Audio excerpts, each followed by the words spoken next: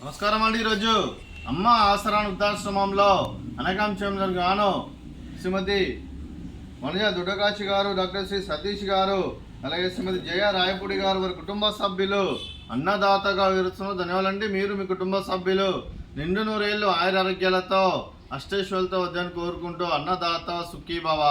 అలాగే ఈరోజు సందర్భం ఏంటంటే మానవ లక్ష్యంగా 65 మంది రాష్ట్రపతులకు ఆకలి తీర్చడానికి శ్రీమతి జయ రాయపూడి గారి భర్త గారైన కీర్తిశేషులు శ్రీ సుధాకర్ రాయపూడి గారి వారి 6వ నెల మాసికం సందర్భంగా వారి జ్ఞాపకార్థంగా ఈరోజు 1/7/2026 నాడు ఉదయం టిఫిన్తో అనకాంక్షం జరుగుతుంది.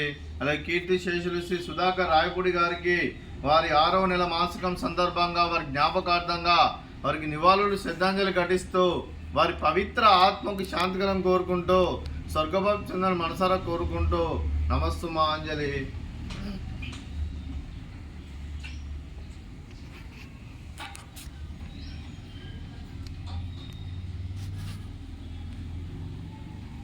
అలాగే కీర్తిశేషులు శ్రీ సుధాకర్ రాయపూడి గారికి వారి 6వ నెల మాసికం సందర్భంగా వారి జ్ఞాపకార్థంగా వారికి నైవేద్యం సమర్పించడం జరిగింది. అలాగే వారి గురించి ఒక 2 మాటలండి.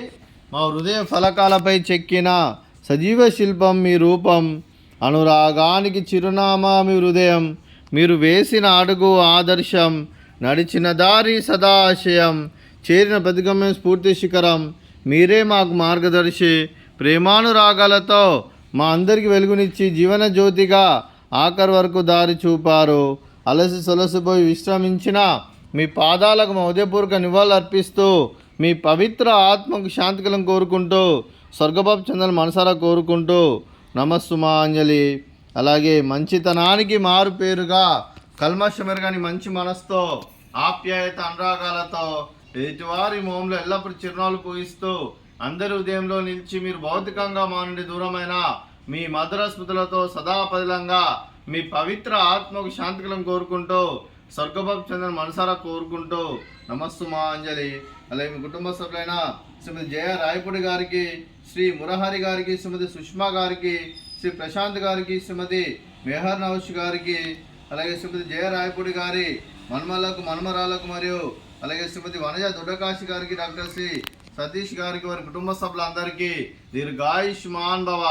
మీరు మీ కుటుంబ సభ్యులు నిండు నూరేళ్లు ఆయురారోగ్యాలతో అష్టేశ్వరులతో వద్దని కోరుకుంటూ అలాగే సంవత్సరం తలపెట్టిన అన్ని పనులు విజయం లభించి ఆధ్యాత్మికంగా వ్యక్తిగతంగా ఉన్నత శిఖరాలు అధిరించే శక్తి భగవంతుడు మీకు ప్రశంసలని కోరుకుంటూ అలాగే మీకు ఎన్నడతరని ఆరోగ్యాలు అష్టైశ్వర్యాలు సుఖశాంతులను ప్రశంసని దేవుని వేడుతూ దీర్ఘాయుష్మాన్ భవ. అలాగే శ్రీమతి సుష్మా గారికి, శ్రీమతి మెహర్ నౌష్ గారికి, శ్రీమతి వనజ గారికి దీర్ఘ సుమంగళి భవ.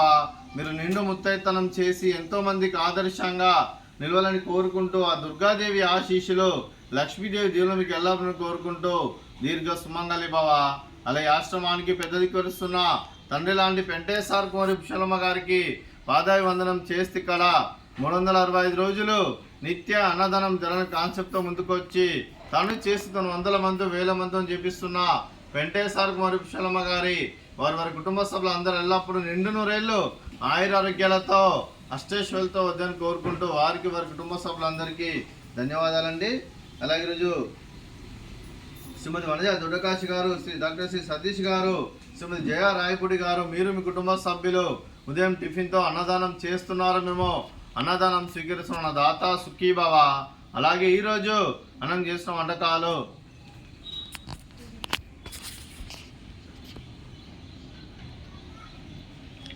స్వీట్ బాదుషా, అలాగే ఫ్రూట్స్ బనానా, అలాగే ఉదయం టిఫిన్ మ్యాగీ, అలాగే మామిడికాయ చట్నీ. అన్నదాత సుఖీభవ, అన్నదాత అన్నదాత సుఖీభవ, సుఖీభవ సుఖీభవ సుఖీభవ.